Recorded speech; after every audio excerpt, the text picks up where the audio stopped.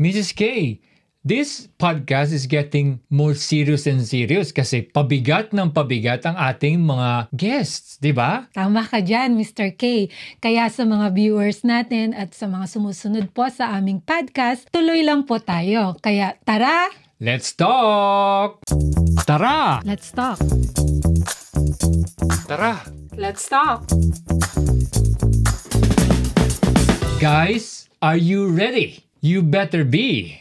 Kasi our guest for this segment is known for her role as Farida in the film Women of the Weeping River, for which she won the Best Supporting Actress Award at the 40th Gawad Urian Awards. The film, which premiered at the 2016 at Cinema International Film Festival, explores the impact of clan conflict in Mindanao. Beyond acting, she is involved in promoting peace and reconciliation efforts in Mindanao. She was previously the Assistant Secretary of the Department of Interior and Local Government, ARMM, where she likely worked on initiatives related to peace and development in the region. Yes, naman. Kaya, lads and lassies, let's welcome our honored guests. Assalamualaikum, Madam Sharifa Persia Alidans. Waalaikumsalam warahmatullahi ta'ala wa barakatuhu.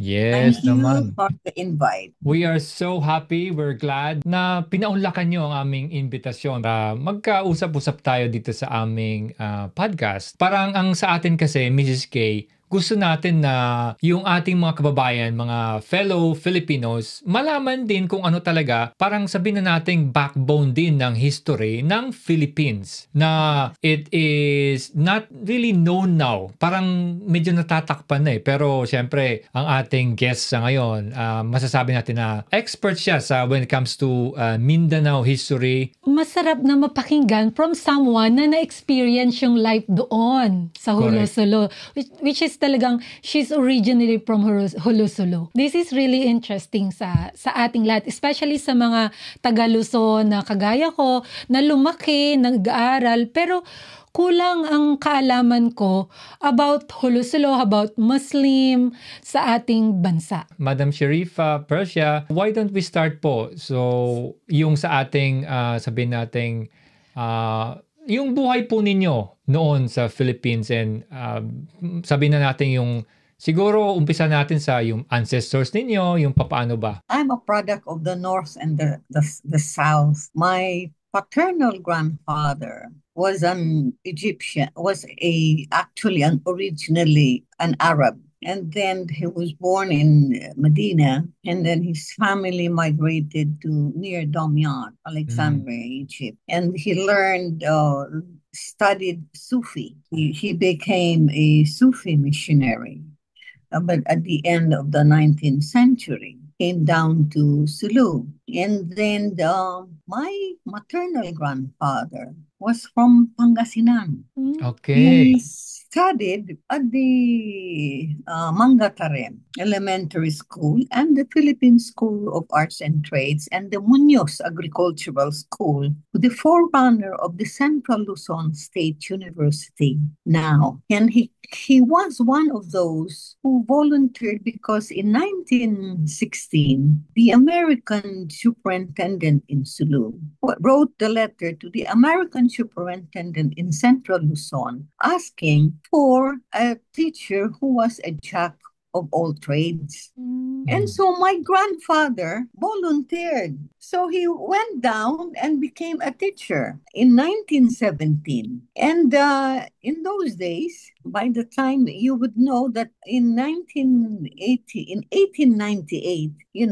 the Americans came in and the Hiram Bates Agreement was eventually signed between the Sultan Jamalul Kiram II and General Bates. And the interpreter at the time was Carl Schuck. From 1900 onwards, began the schooling, the public education. Because before, the education was only the Quran, reading, which was done privately at homes because there were really no schools. There were really no madrasas before. So only those who really had tutors, yung mga may kaya, mag-imbita sila ng mga tutor para magturo sa mga anak nila, no? Yeah. So, itong American public education, nabuksan ito sa Sulu, they started with the grammar school. Oh. Yung parang magturo muna ganyan, no? Pero ang problema is, hindi man, very susceptible, hindi very progressive-minded ang mga huluan noon, ang mga tausug noon. Kasi ini-equate nila yung pag-aaral na yan, yung public school na yan, pag-educate, doon sa conversion. Yes. Para pag mag-aral ka, magiging Kristiyano ka. Alam mo yun, magiging Yes. Bisaya ka. So, mahirap ito. Yung iba naman, mga bata, kabataan, andoon lang, sige lang na maglaro. Hanggang itong kagaya ni na Arolas Tulawi, ito yung mga nauna nakapag-aral sa grammar school.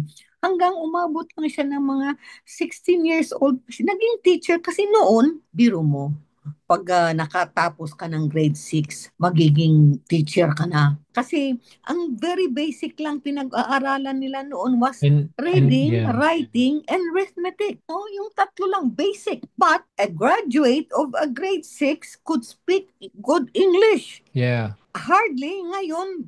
Hanap ka ba naman ng college graduate kung mayroon pang gusto marunong mag-English dyan?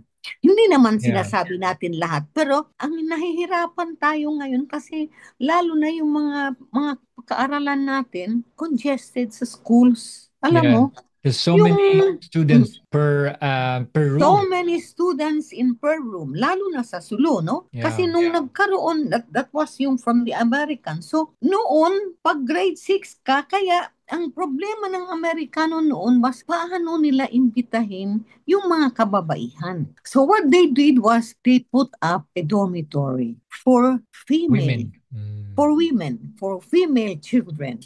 They put up the dormitory and they first invited the royal princesses to in the Holo school, no? Holo school. But si Princess Tarhata, she went direct to Manila. Doon siya nag-aral. Siya, pati yung sister niya, yung younger sister niya. Auntie, maybe we'll just say, if you could say something about Princess Tarhata, kung sino siya, para sa mga nanonood natin. Just, yeah. So, ganito yun, no? 4 yung magkakapatid na anak ni Sultan Jamalul A'lam, no? Ang first anak niya, si Datu Badaruddin, yun ang naging crown prince niya, mga 1880s pa ito, 1884, itong crown prince niya. Naging Lajamura niya. Sa amin kasi sa Sulu, ang tawag namin sa crown prince is Raja Muda, but the Tausugs pronounce is as Lajamura, no? Yung R, yung D ginagawang R para Lajamura. But when it is spelled, it's Rajamuda, no? It's pronounced as Rajamuda, but the Tausugs would pronounce it as Lajamura, no? That means crown prince, and he was the son of the Sultan Jamalul A'lam. You should know, to yung naglis ng Sabah in 1878. Kasi naggera noon, nagkaroon ng siege ang Holo in 1876. Yung mga Espanyol, pinumba talaga yung karoon yung parang you bring the armada to Holo. So, ganun ang kalaki ng gera noon. Tapos, ang tulong kay Sultan Jamalul A'lam, yung sa mga bigas, yan na si Captain Herman Shook. Kasi, hanggang sa nagkaroon ang mga Espanyol diyan sa walled city. So within the confines of the walled city. Pero ang Sultan, si Sultan Jamalul Kiram, had to transfer his seat to Maimbung from Holo to Indanan, to Buddha, to Maimbung, to Likup. And that's where the Sabah list was signed with Alfred Dent and Gustavus Baron de Overbeck of London. itong apat na anak niya. And second, the three children, Datu Amirul Kiram, Datu Mawalil Wasid, and Datu Atik are the three sons of Sultan Jamalul A'lam from his second wife, Pangyan Inshi Jamila, who was the daughter of a Manchu officer. She was known as Pangyan Saya because of the Bisaya, the Yes, concept. Saya. Foreigner siya. Unlike the first wife was Pangyan Lana, the mother of Sultan Badaruddin, who was the daughter of Datu Sakilan of Sabah, North Borneo. And she owned the islands, the Turtle Islands, the Balabak, sa kanya yan. Even the Spratly Island, I believe. Yung Spratly na yan na inano. Kasi diyan dumaan. You must remember in 1407, flashback natin ito, no? 1407. Of course, yung 1310, mayroon ng burial dyan, dyan sa Buddhatu, yung of Tuan Makbalu. When you go to Buddhatu, you will see the shrine there. And that is often stated as the tomb of Raja Baginda, but that is the tomb of Tuan Timhar Makbalu, 1310, which presupposes that there was already a Muslim community before 1310. Now, in 1407, Admiral Zhang He, the Chinese Muslim admiral, who was traveling, he was an admiral and was a Muslim admiral traveling, he made a stopover in Holo and dropped off this Peipei Shen. He was a tributary collector, and he is known in Sulu as Pun Tau Kong in 1407. Now, after 10 years, the three sultans, the three princes, went up to China with the retinue of 341. Can you just imagine 1417? Wow. Such a long time. 1417, there was no Philippines. No Philippines. Oh, no Magellan. No Magellan came just in 1521. 21. Yeah. 1417. These three went up with the retinue of their officials and men traveling in how many boats? And that was their route through Palawan, no? Yes. All the way to China. They ended up to China, and they had an audience with the Ming Emperor. Emperor Yongle or Yongle in Chinese history. On their way back, Paduka Batara died, and he was given by the Ming Emperor a grand royal burial, and his Kinikilabutan ako sa his tomb is in Dezhou, China, and it's a big grounds. They even have a mosque there. So he was buried there. He was given. There is even a poem written by the Ming Emperor dedicated to the Sultan Paduka Batara. No, it's practically an epitaph poem for the royal guest who died in China. He remains the foreign ruler who died in China. So, saan ang Pilipinas noon? Wala. Not yet. Unfortunately, pag tayo, kami mga Muslim, kami mga tausog, if we want to learn our history, we have to go to China, we have to go to to England, we have to go to Spain, we have to go to Netherlands, It's like we are being suppressed. And America, because when the Americans wrote about their occupation in Mindanao, they kept it all in the archives in the Library of Congress. So you have to deal with all of these records if you want to write about. Kaya pag itong Philippine history natin, parang we are so clueless, no? Yes, exactly. Because it was never taught to us. Ito ang hindi tinuro sa atin. Opo. Na. Actually, yung natatandaan ko lang noon nung elementary is there's only just one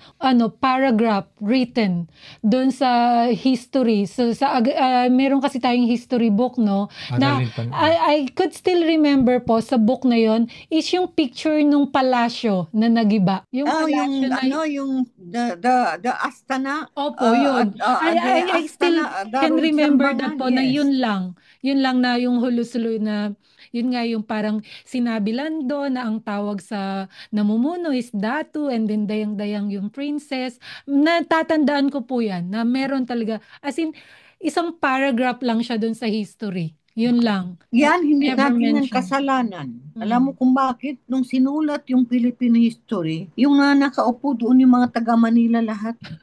Yung gumawa Yes. niyan.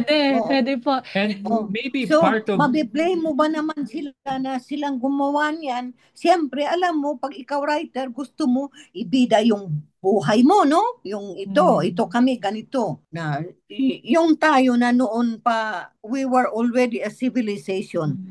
Ilan na ang mga treatise na sign ng mga ninuno natin sa history ng Sulu.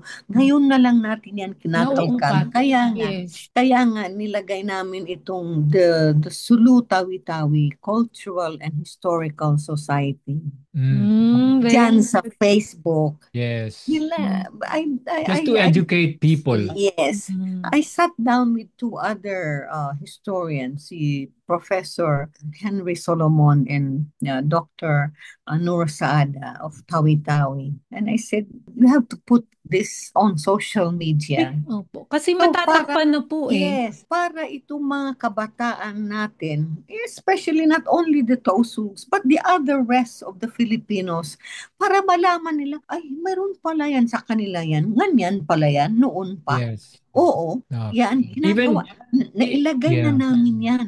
Yes. Even to talk about, if you mentioned about, we used to have royalties, like proper royalties in the Philippines, people will be like, oh really? Parang hindi na nila masyadong alam na meron pala tayong once in our lifetime na talagang matayog. Kasi talagang kinalimutan nabura na siya sa history. And I think malaking influence po doon is yung we have that stereotyping na sa amin doon pagka yung taga Luzon ka, pag binanggit na uy Muslim yan. Parang panakot yung gano'n yung merong bad parang sa akin nung bata, pag Muslim yan, wag mong lolokohin dahil baka pugutan ka. Alam yung gano'n po. Noon nagle-lecture ako niyan, alam mo pag sinabi mo, taga saan ho kayo? Sabi mo taga Mindanao. Ha? Alam mo, Moro ka pala? Di ba ganun ang na? Opo. Yun ang sabi nila, Moro ka pala. So whether you are a Christian or a Muslim, or Maranao, Tausug, or Maguindanao, pag sinabi mo, taga saan ka? Sabi mo, taga Mindanao, Moro ka pala. Bakit? Yes, ganun Because po. yun ang identification ng mga taga-North. Kasi noon, alalahanin mo, wala pang Pilipino. Ang tawag sa atin, the people before were called Indios. When Spain occupied the Philippines for 333 years, those who were peninsulares, those who were born in the Iberian Peninsula, ito sa tingin nila sila ang mga peninsulares. And those who were born, yung mga dito naman outside, itong tawag na mga insulares. Yes. Yeah. Yeah. So, tapos tayo, taga Mindanao, ang tawag sa atin, Moro, ng mga Espanyol. Why? Yes. Now, but this is the clue. Hindi natin alam noon that Spain was under the Moors for 800 years. Yes. Yes. Actually, until yang bahagi na yan, kaya nung pumunta dito ang Spain, pareho sabi niya ang mga relihiyon ng mga tao nito. So karamihan, practically, alam mo ba ang tawag ng dyan sa Spain na yan? That was Spain, that was called Andalusia. Yes. Yan ang tawag sa ng Spain ng noon when it was under the Moors until they were driven out. And all the most there were converted into churches, except one of the few like Alhambra. Yes, yeah. Yan ang mga naiwan dyan. Yeah. So, ganun din yung nangyari. So, pagpunta dito ng Espanyol, ito pala ang mga Moors. Because they have already been under the Moors. They know. So, kaya Moros ang tawag sa atin. That identification was because of the Spanish experience with the Moors that practically captured Spain and made them Andalusia. But how I wish, meron tayong mga, siyempre sa Hulo kasi, sa Sulu in general, marami namang mayayaman dyan. What if bigyan nila ng pondo yung mga mga historians na tausog, ipadala nila, for example, papunta ng southern Spain para makita talaga, makagather ng information. Kasi tayo, nung pumunta tayo dun sa southern Spain, we really felt na talaga, wow, this is it. Talagang yung Moro, talagang ang lakas pala ng Moro nung unang panahon. Can you imagine yung PayPal Bowl when the world was divided into two? Yes po. For Spain and And Portugal. Portugal, yes. Can you just imagine that? I mean, pag sinabi, grabe naman ito. Para bang Yes. sinabi na, oy, kayo lang ang dapat makinabang. Ay, that was the PayPal Bowl. Yun ang pagkaalam Yes. natin, di ba? And Opo. I remember that. You know, the world was divided into two. Only for these two countries to explore. Yes. Tapos, lahat yung gold, nadadala nila lahat. All of that. Ninakaw nila. Yes. You know, I mean, ikaw mas diretso ka pa sinabi. Ako, sinasabi ko lang, nadadala nila. Kasi doon po kasi sa Actually, Seville, yung ating isa sa Tourist mga guide. tours natin doon, there was a room there in this Alcazar. So Alcazar is palace, 'di ba, sa Spain. Yung isang room doon, sabi ng tourist guide, alam nyo ba yung room na to? Ito yung room na kung saan lahat ng nalikom nila sa buong mundo dinadala dito nakaimbak. But because sa dami ng nalikom nila, hindi na magkasya sa room na to. Hindi magkasya. Na-expand sila ng iba pang malaking rooms. Ganon. Ganong katindi. Parang kami, wow, ganong pala katindi. Kasi pagka sa mga tours na ganito, para sa mga viewers natin, doon mo kasi malalaman talaga na parang straight to the point din sila. As of now nakaraan na yan eh. So yung mga tourist guide, kahit pa pag titingnan mo talaga, kasamaan nila yon, parang negative sa kanila. But Pero then, sinasabi nila. because of history, kailangan nilang sabihin, i-educate yung mga tourists. And it's so nice. Ito po it's really nice na pag po yung sila yung talagang nakausap nyo, nakakwentuhan nyo, is yung pag nakikinig ka dun sa tour nila, yung love nila for Muslim people, for Moros, yung mga Spaniards, matutuwa po kayo, oh wow, kasi sa atin, sa Pilipinas, parang hindi minamahal talaga ang mga Muslim eh. Iba talaga yung tingin ng mga non-Muslim sa Muslims. And then, one time po, meron akong pasyente. She is from Spain din. And then nakwento ko na we went to Seville. And you know what? Nung nagkukwentuhan kami talagang, no, Laura, she said, Moros are loved by Spaniards.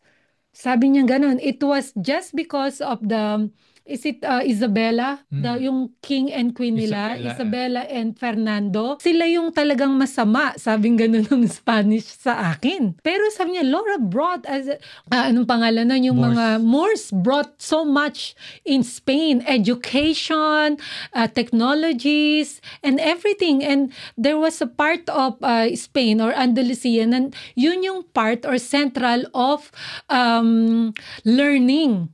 Sabi niya talagang maganda, malaki ang naibigay nila. Makita mo yung for 800 years, they're grateful Yeah, golden year. for the No? contribution, Islamic for the age. contribution Islamic age. of the Moorish Yes. to their Islamic golden age. education, to science, to Yes. politics, to their history as a people. Kasi very enriching. Alam mo, yung lumaki ba? Kaso lang yung napunta dito sa atin, alam mo yung parang iba yung perception. Kasi nga, yung sa kanila, yung was just to conquer. And we represented a people that was just considered anathema to Isabella. Yeah. Alam mo yun? Oo. Yung parang tayo ba ang kontrabida sa buhay nila. Yes. Yun, no. So going back to the three brothers. So from the eldest is Sultan Badaruddin II, and then followed by Sultan Jamalul Kiram II, and then his younger brother was Sultan Mawalil Wasit, and then Datu Atik. Of the four brothers, only Datu Atik did not become a sultan because he predeceased. Nawafat na siya, namarhum siya. Okay. And the last one, Datu Atik, was the father of of Princess Tarhata and Princess Saki Mhm. Norain. Sultan Badaruddin had an only daughter, and it is Dayang-Dayang Tian daw. And then the Sultan Mawalil Wasid has a son. Your grandfather is Sultan Ismail Kiram, the Mm. second. Yes. And then he had other siblings, and then si Datu Atik. So itong tatlo, and then but of the itong si Datu Atik, yung dalawa lang siyang anak na babae, Princess Tarha Pakiram. I asked my father once. I said, I remember I was back in college. I said, why does Taita? Because I call her Taita. Mm. Use only Kiram as her Surname. family name, I said. And my father said, because it is the birthright of every daughter, regardless of her status in life, whether she is single, married, divorced, separated, she is her father's daughter. That is why ikaw, you carry you are your father's daughter. Mm. Mm-mm. Aha, sabi ko, ganun pala yun. So, she was like a trailblazer. Alam mo, si Princess Tarhata, because even when she went back to school, she went to the US to study at the University of Illinois. She studied music, and she came home without finishing her degree, and she sort of didn't like the idea that she would be used as a poster model of Mm. the Americans to be Mm. wearing the Western clothes. So Mm. when she was teaching, she would ride on her horse. Mm. This was in 2016. Huh? This was Wow. written by one of the Hernandez brothers. She would ride her horse side saddle, and she would teach. And no, I think she came home. I'm sorry. Let me get that back to the time. But anyway, she taught, and she would wear with her lady in waiting. She would ride her horse side saddle, and her lady in waiting walking, because she was living in Mobu. Oh, yeah. She was not living in the Astana. She was not living in the palace. Yeah. Astana is Palace, palace. yeah. Astana is palace. There was a palace in Holo adjacent to near the mosque, the masjid. The masjid, which was originally founded by Sultan Badaruddin II. The Masjid Jami now. We have put that in the Sulu Tawi-Tawi Cultural and Historical Society, the evolution of the masjid, how it came to what they changed it now to the central masjid in Hulo. But that was the original mosque was founded by Sultan Badaruddin II. Oh. So my question here is that before Arabs arrived in the southern part of the Philippines, how were they before? Like when it comes to the clans of Sultan Jamalul Ahlam and the others preceding him, were they like sultans, or they become just sultans after the arrival of the Arabs, or were they like leaders anyway? I think you have to go back to the advent of Islam, because remember Sheikh Karimul Makdum Mm. founded the first mosque, Simunul Sulu. Why do I say Simunul Sulu? Because the history of Tawi-Tawi before it became a province on September 27, 1973 was all Sulu. Was part of Sulu siya before. So Simunul, and doon nilagay ni Karimul Makdum ang first mosque. Yeah. Now, in the same manner, ito si Said Abu Bakar from Johor, he was a Sufi, but he was more of the lawgiver, lawgiver, which means, ano siya, the authority on governance. And when he married Paramisuli, the daughter of Raja Baginda, Yeah. who started a principality in Indanan, in Buansa, in 1390, 10 years after Karimul Makdum. Said Abu Bakr, when he assumed the throne, he got the title Paduka Mahasari Maulana Al-Sultan Shariful Hashim. Hashim, yeah. And for 620 years, up to 2025 this year, there is an unbroken lineage of sultans. So you have to start with that 1405. You cannot say because it starts from there. So this unbroken lineage up to the time of the Kirams now, 620 years. Remember, the Americans force, the Americans in 1915 made, in the Carpenter Agreement, made Sultan Jamalul Kiram II give up his temporal powers. Parang inalisan siya. But you cannot do that, because only the people can take away. Was there parang C9 ba? Yun ang tinawag, Kiram yes. Bates. Yan ang tinawag nila Carpenter Agreement. Yung Yes, Kiram mayroon Bates yan. po. Or is it different? Maraming agreements ang sinain ng Sulu. Which is, do you think parang yung interpreter is mali yung sinabi dun sa nakasulat or anything We have to go first to the original, the wordings. In the kasi alam mo pag sinulat yan ng historian, it's always slanted to where you would like to. Yes. Exactly. To project, unless you, like ako, like I'm a Tausug. I can read and write the Tausug, but not the Jawi, because most of these contracts, these agreements were written in Jawi. Jawi is the kind of writing which uses the Arabic alphabet. But the language is either Bahasa Melayu or Bahasa Sub. Okay, Bahasa Sub. Yes. Tausug, Bahasa Sub is Tausug. The tribe is known as Tausug, but the language is known as Bahasa Sub.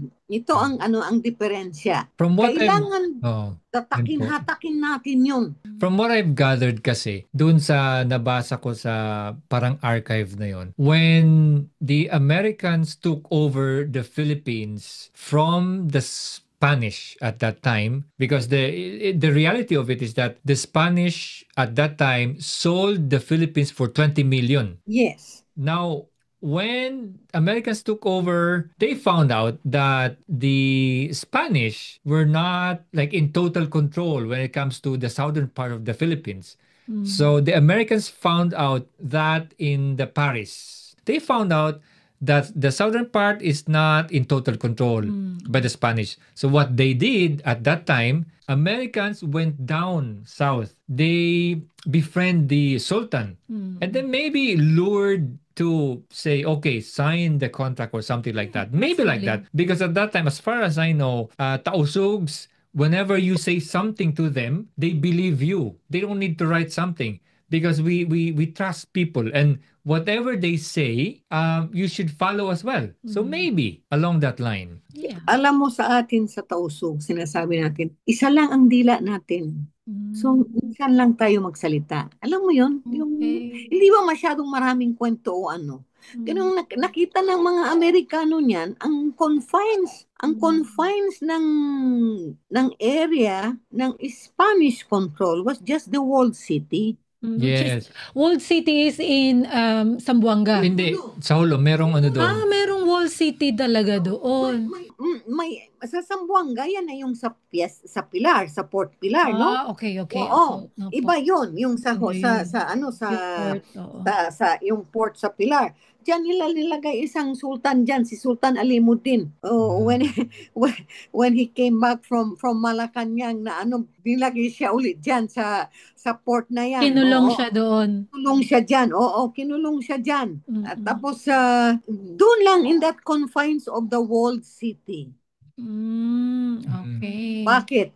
Kasi from 1876, this was the time of Governor Juan Arolas.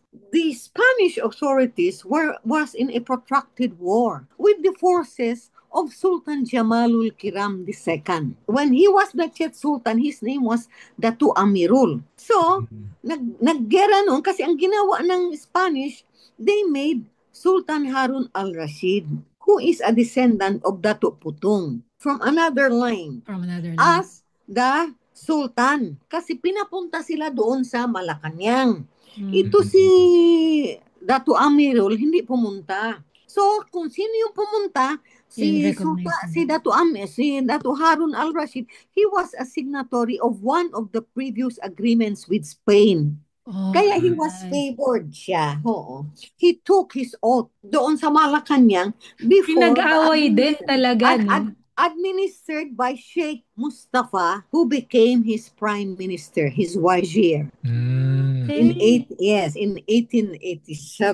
And after that, nung hindi na nila kailangan si Sultan Harun al-Rashid, they exiled him to Palawan. And that is why yung Batarasa was named after the eldest son of Sultan Harun al-Rashid. So, yun ang nangyari. Lots of twists and turns. Yeah, lots of twists and Politics, turns. ano po? Oo, yung noon kasi iba-iba din kasi remember the first how many years of American governance in Sulu were all headed by military governors. Military governors yan eh. Kaya nakipaggerahan diyan ang yung mga Sulus from the several wars because in retaliation nga against their presence. The Buddhaho uprising, the Battle of Budbagsa, the Panglima Hassan uprising, several uprisings during itong mga from Governor Leonard Wood to Governor John Pershing up to 1916, up to the last was the Battle of Talipao. But which date is? Yeah, like when you look at the history, Sulu is very important to the likes of the Americans. Because kung hindi siya importante, bakit sila magpapadala ng mga reporters, yung mga nasa newspaper, writers papunta sa Amerika? It goes back to my around 2015, I was looking online and I was just typing, it's like Sultan, Sulu, Sultanate, something like that. And then it popped Sultan Ismail Kiram. And then I followed the link. And then when I followed the link, I found out that in the New York Times archive, I found out so many things about Sulu, about Mindanao, about Sultanate, about all of the history when it comes to that part of the Philippines. Yes. Yeah, I was thinking, oh my God, when I saw pictures, I saw write-ups, so many things. This must be really important because imagine how small Sulu really in the map. Exactly. So, when I was growing up in Sulu at that time, in Jolo, my relatives, my aunts, uncles, and my family were talking about it. But as a kid, You don't it's pay like attention. you don't pay attention much and don't value, if I may say it, about that history. One of the major things that really impressed me was the picture of Sultan Jamalul Kiram II in New York. Yes. So that epic picture and then story about him on top of Times Building. At that time, they call it Times Building. So they call it Times Building at that time. So he went up there, he was welcomed by the press, American press. And then the writer was saying how affable the Sultan was. He's only small, but he's like full of charisma. He's like, he likes to joke as well. And one of the things that he said actually when he was on top, when I go back to Sulu, I will build something like this. Because from up here, he said, I can see Tawi-Tawi. So that's what he said. So that was amazing. And then what we did actually, in 2017, we went to New York as I went up there in that building. Sa ngayon kasi, yung Times Building na yon, grocery na. Papunta sa taas ng escalator, tumatayo yung balahibo ko. As in, sabi ko, wow, this is like, that's how I felt anyway, in 2017. Yeah. It's reliving your forefathers, Mm. what they have experienced before. Yes, indeed. And in the travel of Sultan Jamalul Kiram, he was accompanied by Charles Werbel. Verbal, yes. Charles Werbel, whose only son, they were married in the palace. Oh. Pag-asawa siya ng Tausug, si Charles Werbel. Mayroon siyang anak na si Sally Werbel. He went to grammar school. And then the Warbles I think they're in Tawi-Tawi or Bonggao or They're something. all over. They're in Sulu and in Tawi-Tawi. Mayroon siyang apo na yan si Professor Magsaysay Werbel. Oh, Marami okay. siya. Mayroon din siyang sa Basilan. Mayroon, because yung isang Werbel, yung isang matanda na anak niyan, anak ni Werbel, yun ang tatay ni Magsaysay, yung anak ni Sally Werbel. Oh, nakita ko yan siya, yung matandang yan. Oh, In 1976, in Bubuan, sumisip. wow. Have Very- you noticed? We're talking of his forefathers, and here we are talking about his descendants Yes. na nalilink natin. I met the old man Oh, wow. in Siasi, yes. The father of Magsaysay, Professor Magsaysay Werbel. Sobrang- After he retired kasi from the US Army, si Werbel became a parang pearl merchant siya. Mm. So, because he was very good in Tausug, nakapangasawa na siya ng Tausug, ganyan. Tapos doon siya nag-asawa sa Palace, sa Astana. So, yung ano niya. So, siya na ang nag-accompany kay Sultan Jamalul Kiram when he went to the US and to Great Britain. And it was mentioned din po na talagang ang daming dalang pearl and gold nung ni Sultan Jamalul, no? When he went there. Now, growing up po ba, when people say, oh, you're Moro, how was the feeling before? Is it really like insinuating, ay, eto kayo, pag Moro, ganito, ganyan? Ano po ba yung feeling nung mga panahon na yon? Especially when you go to Manila. I once was, parang kasi yung isang nakatira sa ano namin noon, sa apartment namin, kasi malaki yung apartment namin. We took in some boarders. We had two teachers. Yung isa was a teacher sa Philippine Women's University. So, nag-pinch ako sa klase niya. Tapos sinanong ko yung mga ganyan, yung ano ang perception niyo pag Moro, pag sinasabi niyo Moro. So makikita mo ngayon yung perception ng mga taga Manila na Moro ka, ikaw ay Muslim. Pero kasi pare-pareho yan sa ano. Pag sinabi nila Muslim, hindi nila ma-distinguish kung Maguindanao, kung Tausug, kung Maranao, or other tribes. Yeah, no? yeah, yeah. Kanila, pareho lang yan. Isa, sabi namin, hindi. Kasi yung Muslim, marami din. There are about 10 tribes that are also Muslim na iba-iba. Tapos ano pa ang alam nyo? Na pag ikaw Muslim, hindi ka kumakain ng pork. Tapos ano pa? Pag ikaw Muslim, nag-asawa ka, marami kang asawa. Alam mo, ito yung mga, hindi mo sila ma-blame kasi ito yung mga pananaw nila. Ito yung mga naririnig nila. Now, noong 1965, when Macapagal became the president, and the first time he changed the Independence Day celebration from July 4th to June 12, so lahat ng mga minority groups pinapunta niya sa Manila. No, so ang pinadala ng father ko kasi sa Commission on National Integration was created in 1957 by virtue of Republic Act 1888. Nung na-create yan, 1965, lahat ng mga tribes, because alam mo at that time, ang Miss Philippines was Lalaine Bennett. Ewan ko kung taga Baguio siya. Taga Baguio, she was wearing an Igorot costumes and on the float. Kasi puro yung mga mararaming mga tribes ganyan. Yung pinadala ng father ko doon sa Marlina. Alam mo yung puro mga Arab-looking ganyan. So sabi na mga Manileño, maniwala kayo mga Moro yan. Kagagwapo, parang artist naman yan. Oo. Oo, mga artista kasi mga gwapo yung pinadala doon ng mga ano, yung good looking. I mean, in Sulu kasi there was an Arab community, a small Arab community. So malalaman mo talaga yung, you can pinpoint the Alis, the Abubakars, the Bederes, ganyan. So makikita mo kung sino. So yun ang pinadala na, these are perceptions of which we have to break. Ito ang kailangan natin hanggang ngayon pa, yung bang kung baga sa ano ang racial discrimination, hindi sa dahil sa yung mga perception. Para ibang... Actually, nakakatawa po kasi even me, nung na-meet ko si Don, nagkukwentuhan kami because like, napaka-ignorante ko rin po talaga when it comes to history ng Pilipinas, especially down south, na sabi niya sa akin, Laura, kasi nung tinatanong ko, saan siya nag-aral, ganyan, akala ko, nag-aral siya ng nursing is Zamboanga na. Yung para sa akin po, akala ko, probinsya ang Hulo, Sulu. Ganon yung dating po sa akin, na parang yung civilization doon is mababa. And then sabi niya, Laura, kayo na mga Tagalog, nakapaa pa kami, nakasapatos na.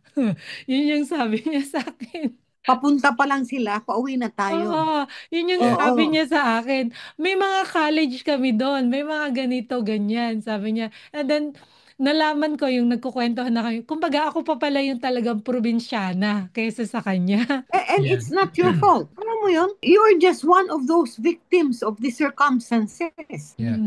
Because of the failure nga. Nang sa walang kaalaman.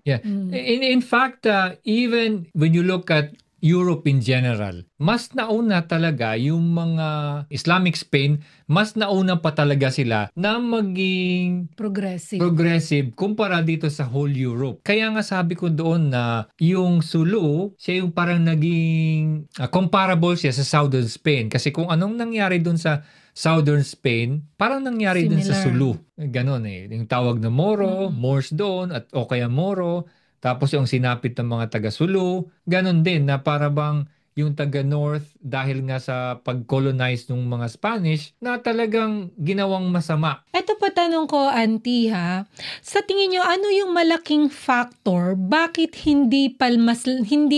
nag-start ang civilization and everything sa Hulo? Bakit hindi siya nag-progress? Na mas mayaman siya kaysa sa, like for example, Zamboanga or Manila, ganyan. Ano po kaya yung malaking factor na bakit naging stagnant yung life sa Hulo-Sulu? There are many factors. I might say the confluence. The confluence of factors coming in. Like for example, even before the Spanish was in, there was already a German tobacco plantation supposed to be in Anuling, a German tea plantation. Pero hindi yun natuloy kasi nung nalaman ng mga Spanish they want tong German plantation, wanted to hire Chinese. Pero pagpunta from China, from Amoy, dito sa Sulu direct.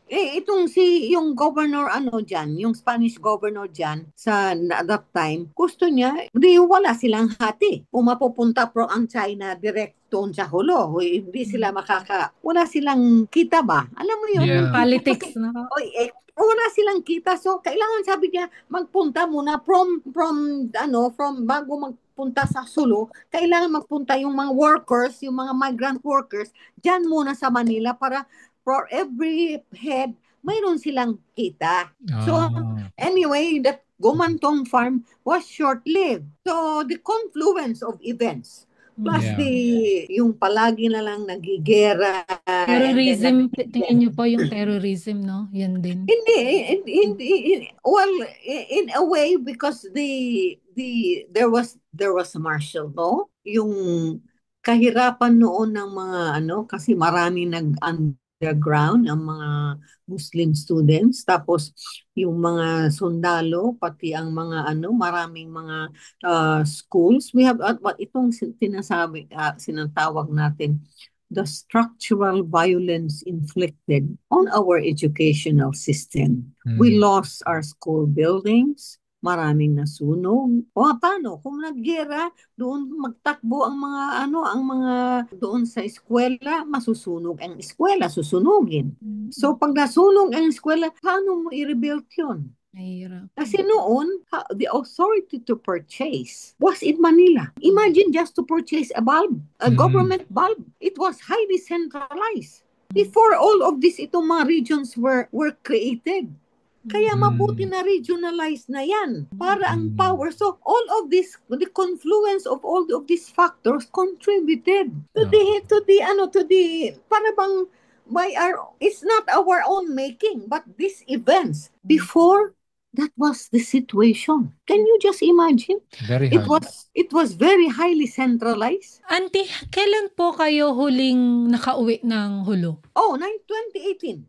2018. Yes, I was. And ano po sa tingin nyo talaga, yung ngayon po, parang, ano ba doon? Ano yung po yung mga improvements na nakita nyo nung umuwi kayo last time? There were already LGUs, they were already honored as winners of the seal of good local good governance. Like Talipao. Talipao was already awarded the seal. Actually, 3 times awarded na siya. Ika-4th na siya noon nag-award na ang municipality of Talipao. Hulo also was already a winner of the SGLG. Oh, nice. This is the seal of good local governance. Oh, Yes. okay. Do you think po the time will come na magiging ano na siya talaga yung parang safe na to go there? It Pag is galing already kang- safe Is now. it okay po? Kasi I think sometimes, syempre, may takot pa rin talaga, especially yung ating mga tourists, foreign man or yung mga local lang po, yung kapwa natin mga Filipino from Luzon or Visayas to go. Pero unti-unti marami na ang pumupunta doon. Ako nga, sabi ko, uy, grabe marami ng, parang naglabasan na yung mga beaches. Alam mo yun? Opo. Actually, Yung mga beach nakarating. resorts. Opo. Nakarating. Yung COVID kasi, di ba ang COVID practically restricted? Yes. Restricted yung mga people from Jolo to come to Zamboanga. Yung mga resorts doon, practically, parang yun ang naging positive, positive effect. So, itong the development of these resorts, these beaches, yun na. And then, plus, nag-wane na ang Abu Sayyaf, the ASG roof. So, yung parang people were now free to just move from this. Yung parang it made them look into their own resources and To develop explore. it. Opo. To explore their And develop their own resources. And this is what happened. So, marami ng mga beach resorts na nagkasulputan. Ngayon, weddings are already happening. That noon that they would come to Zamboanga and hold their weddings in Zamboanga. Nowadays, they're already having their own wedding celebrations kasi marami ng mga function areas doon. I would like to go back po and bring the kids there and see. Because the last time we went there po is in 2007. My sister was there the Ruby anniversary for the Notre Dame of Jolo High School. And they went, yung mga nag-celebrate sila doon sa Zamboanga and they went down kasi ang mayor, si Mayor Kerka, belongs to their batch. So siya ang nag-host sa mga batch niya doon. They went, nag-ikot sila. Kaya alam mo ba ang barko papuntang Jolo? Parang 4 na yata every day. Oh, wow. Good, yeah. It's good po. Coming from Jolo and going to Zamboanga and from Zamboanga going to Jolo. Araw-araw ganyan na yan siya. How many hours na nga po ang biyahe? Is it overnight? 64? And then yeah. there used to be, and now there is already a fast craft. Wow. 2 hours But before yata. that, when I was going, when Fast I was assistant secretary, fast craft, I would take the fast craft. So siguro mga 8:30 in the morning, and I will be arriving in Jolo before lunch. It's shorter time. No, And then there's definitely. already the plane. Definitely, it's an nice po to go back and bring. So, tourism has practically, makita mo yung diferensya na ang mga tao from the north are already coming, exploring now Sulu. Kikita. Kasi alam mo yung beaches dati, yung fine sandy beaches. Kaya sinasabi ko sa kanila sabi ko, kailangan magkaroon tayo ng ordinance dyan sa Sulu. Yung hindi anuhin yung parrot fish, hindi i-harvest. Kasi alam mo kung bakit? Because it's the parrot fish that eats the corals Okay. and makes it into fine sand. Oh, I see. So why do we have fine Education is sand? Education. Yes. vital. So why And- do we have fine sand? It's because of the parrotfish. Plus, of course, yung natural resources natin, no? Yung Oo. So, That's the problem lang po, auntie, no? Like, yun nga, pagka dumami na yung tourist, ayan, it's always a possibility na ma-exploit yung area. Yun lang. Yun lang nakakalungkot. in 1970s, we already had French and visitors from other countries coming down south. Now it's coming back, but at least because of itong yung transportation, sumasakay na yung mga ibang turista sa boat Yeah. just to go to Jolo. Yeah, I think part of like attraction din talaga in the southern part of the Philippines in Sulu. I would say the history of the Sultanate of Sulu. How can we not do it there where in fact I think Yeah. there is an initiative now Mm. of itong there is a group of scholars who's going to put Good. together the history of Sulu that should be incorporated. The ones kasi we need to put our house first in order. Yes. Diba? Yes. I know, I'm Wait. sure, auntie, Bago you natin masabi na ito ang dapat, hindi natin pwede isaksak, ito na lang. Kailangan ayusin muna natin ano ang dapat yung atin para pag natin, ito ang masasabi natin, ito ang kailangan ilagay diyan. Yes. I'm sure, auntie, you are updated that the Astana was recreated, no? Is it? Am I saying it right? It was they built it, the Astana Darul Jambangan, on the Kiram estate, and the Sultan Muid Sullah Il Kiram said where the newly inaugurated Astana is, that comprises 1 hectare, that's 10,000 square meters, and the surrounding area of another 5 hectares. So, bali 6 hectares siya lahat. That's from the Kiram estate. Well, hopefully they will put all the pictures, the storyline, and all these things. Because whenever we go somewhere here abroad, we go to museums, and then we'd like to know about the history of that place. So we should be doing that in Sulu. I think they were doing. Yeah, that it would kasi- be great like that. No, ginawa namin yan doon. When we had kasi itong ARMM, si Governor Hataman, he put up the Bangsamoro villages. Oh, So, right in the compound mismo of the ARM, naglagay kami ganyan, yung mga Tausugs were all grouped together, the Maranaos grouped together, the Magindanaos, the Yakans, the Sama, they grouped together. So, yan, and we created our own villages. And we created the Kauman Tausug, but we recreated an 1880s. yeah, wow. 1880s Tausug, Kauman Tausug community.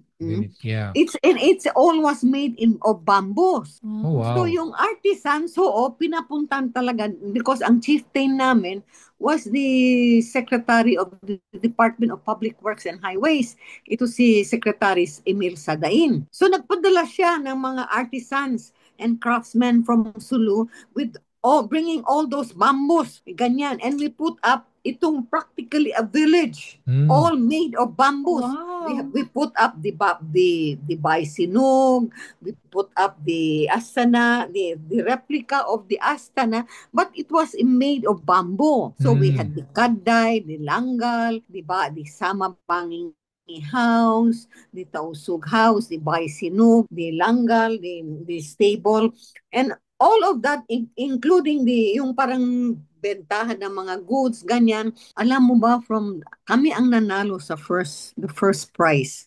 Kami Wow. ang Sulu ang nanalo diyan sa the contest. And then alam mo gabi-gabi para kaming wala kaming tulog para kami kasi mag-report kami ng office ng 8 o'clock. After 5 o'clock diretso na kami doon sa community namin. Gabi-gabi kami ang dinudumog ng tao. Wow. Nice. Because alam mo kung bakit, kasi masaya ang Tausug community. Gabi-gabi meron kami palaging meron kaming sayawan. Meron nagsasayaw ng pangalay, maraming doon. So, palagi kami ang tinudumog ng tao. So, Yeah. from 2015, 2016, 2017, Yeah. yun, in 3 years yata Yeah. kami Bangsamoro tribal Festival. villages. Nilagay namin yung mga photos na yan. Okay. In my collection, sa Yeah. akin, yung nakalagay yan we use alam mo yung, si Ramir Tawasil was our artist in-house consultant. Okay. So siya ang nag-alagay, yung parang small museum type, yung parang gallery of photos. Mayroon kaming yan. Lahat yan doon sa collection ko. Yun na mga photos. Na-preserve nyo po talaga, no? Sabihin, ewan ko na kung nandoon pa yung mga photos na yun. Kasi na-flood yung bahay ko doon sa Zamboanga. Yeah. Ito na ang malaking kwan ko. Sabi ko, I have not seen yet the damage, the extent of the damage to my Ganda po. collection. Yung Tausug culture kasi and traditions, napakakulay talaga. Doon mo makikita yung parang pagbubuklod-buklod ng mga sinaunang kapanahonan kasi merong sultanate, meron talagang kumbaga organized siya. Pagka meron ka kasing governance, talagang pulido yan. Makikita mo from sa pagkain, sa pananamit, lahat kumpleto. We had visitors like si Dr. Eric Casino. He wrote about the Jama Mapon. He Yeah. was with Mrs. Lourdes Mastura. He visited our village and he said, itong Mindanews, sabi niya, sana madala namin yung mga photos na yun all over Mindanao. Alam mo yun, yung parang to educate, yung parang in a travel van, Yes. dadalhin mo yung mga pictures. Sana nakopy. Sana nakopy Kasi mo po yung mga alam mo sa amin sa atin tayo lang ang may pictures ng si Sultan Badaruddin, Sultan Harun al-Rashid, Sultan Jamalul Kiram, Sultan Mawalil Wasit. So sabi ng mga ibang tribes, tingnan mo sila kumpleto sila ng mga pictures ng sultan nila. Tayo lang of the Muslim tribes, tayo lang ang may astana. Yes. Oh, 'di ba? Maghanap ka. Mm. Maghanap ka ng ibang tribo. Wala. Ang Sulu lang ang may astana. Yeah, that's amazing, isn't it? Kaya sabi ni Palang- Carol Arguilla, sana madala natin ito. Yung parang bang kung may mobile group, ganyan, all Sana over. po, Maganda sana makopy. yun, no? Madala ba yung parang this gallery of photos? Yes. Yung mga noon, kasi ang photos kasi is visual siya. Nakikita ng mga Correct. tao na tapos ito pala sila noon pa. Kayong parang nauna na pala sila. Oo, mayroon pala silang ganito. Evidence po kasi. Yes, oo. Like, kaya nga pinadala ko, when we put up that the old Astana Darul Jambangan and the new, nilagay ko yung old, pati yung saan si Sultan Jamalul A'lam with his son, Dato Badaruddin, na he was just a crown prince, bata pa siya noon, in a days, yung parang seated sila ganyan, they were entertaining foreign guests. Auntie, how are you related sa Kiram po? By blood?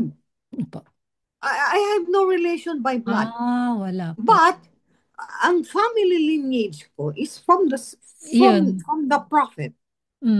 From the prophet. And ang walang sultan sa Sulu kung hindi mag-officiate ang descendant ng prophet Muhammad. Okay. So siya yes. sila officiate yung the shade ang mag-officiate because even Shade Abu Bakar, he's a shade. Nice. Shade Abu Bakar siya. And then he just assumed the title Paduka Mahasari Maulana Al-Sultan Shariful Hashim. Sharif. Okay, Mm. okay. Now, ako I'm a Sharifa Opo. from descendant of Oo. the first grandson of the Prophet, Imam Said Hassan. Ayun, okay. Mm-mm. Just So to my father mapagdugtong. was member of the Ruma Bichara of Sultan Ismail Kiram and Sultan Mahakutta Kiram. And my brother, Said Muhammad Ali Jr., is a member of the Ruma Bichara of Sultan Muid Sulaim Kiram. Well, we're so Part of ano po happy. talaga history. Yeah, we're so happy kasi na talagang napaunlakan tayo. Kasi hindi naman basta-basta yung ating kausap ngayon. Mga viewers namin, mga listeners, hopefully nakikinig kayo dyan at lahat ng mga pinag-usapan namin is napakahalaga when it comes to Philippine history at lalo na yung mga tausog, newborn tausogs. 'Di ba? Hindi na nila masyadong alam talaga kung ano ba yung mga nakaraan. At least sabi mo kanina, first hand tayo na nalalaman natin. At mula pa talaga sa by blood, talagang masasabi mong nasa clan nila, alam nila. Yes, kaya nga kailangan natin, ito yung responsibility natin, yung bang i-share ang ating kaalaman. Yes. Thank you. Yung kasi, knowledge is something that should be shared. Hindi mo dapat ipagkait. Hindi mo naman dapat yung parang sabihin mo, ay ito na. No? Yung parang ganun, para bang rigid na ito na. Ito na, yung parang whether you take it or you leave it, but it is there for you. Kaya yung Sulu Tawi-Tawi Cultural and Historical Society, yan ang inano namin dyan, we put it up to practically as a way of reminiscing the past and continuing what has happened before and reawakening the sense of cultural identity of our people. Auntie, I just wondering, have you ever thought or baka naman may book na kayo about It's my book is still in the press. I will not mention it's with the university press. It's still being kasi parang matagal kasi mayroon pang nakahilera ng mga ibang libro. But we are now, my friend and I are writing a second book. Okay, we that's would great. love to have a copy po. But hindi pa namin maano ito kasi it's about a group of people that were there that contributed to the progress and development of Sulu. It's about the Chinese. Oh, wow. The Chinese in Sulu and their descendants. So we are collecting all the names of those who were there. Kasi nung nagkaroon ng gera sa Sulu, no, maraming nagkaalisan. So practically, there was a flight. Alam mo na nagkaalisan ng mga yung mga tao doon, yung mga businesses, lahat-lahat. So, but I said, we have still need to document who were these people who contributed to the development and progress of Sulu. When it comes to history sa Philippines, pag Muslim na history, hindi pinapanigan ng mga historians sa atin. Which is, hindi dapat gano'n. Dapat maging fair because what has happened in the past, yun na yun eh. You cannot change it eh. Yun na yung pangyari. Hindi mo pwedeng takpan yun eh. Yun na nga kasi, no, yung sinasabi ni Auntie before. Like yung mga writers is from Luzon or from doon sa North. Ito sa Holo-Zulu, wala eh. Walang nagsulat na Filipino. Parang sa tingin ko ngayon lang po na nagkakaroon ng interest yung mga tausog na magsulat na eto. It's napaka-late. That is being na ngayon yan sina Professor sina Dean Julkipli Wadi, si Professor Darwin Absari, sina Mehol Sadain, sina Dr. Benjamin Bangahan, and there was already a group of historians that karoon sila ng I think a month ago or 2 months ago in Sulu. And I also received another invitation from a professor of the Institute of Islamic Studies in WIMSU for a Zoom audience like this also. And that's why I think before we start, we need to put our things in order first. Yes. Kailangan ayusin muna natin yung May structure po. Yes, yung maisulat siya muna lahat. Nandyan naman yung ano ni Cesar Adib Mahul, yung Muslims in the Philippines.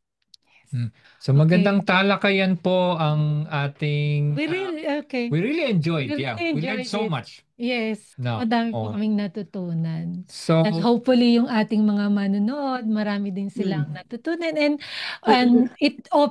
hopefully it opened their eyes and their mind na magsaliksik or to know more, to learn more, 'di ba? yes. Ayun po, maraming salamat sa pag-share ninyo sa aming audience at sa amin din. Ng knowledge. Yes. I'm sure marami pa tayong pwedeng pagkwentuhan in Next the time naman. future. Yes, next time. Opo. And malay nyo po, pwede tayong magkita din dito. In sa person. Oh, yeah, sure. Spain. Oo. Sa I Spain mean, po. if we can only rendezvous. Oh, sige po. Maraming salamat sa mga viewers and thank you very much. Thank you. Maraming salamat din Don and Laura. Alhamdulillah, and inshallah makapagkita pa tayo, ha? Opo, Inshallah po. Inshallah po. Inshallah po. Shukran minallah. So guys, thank you very much for listening to us, for viewing. Hanggang sa muli. Tara, Let's Tara. talk. Tara. let's talk. Tara. Let's talk.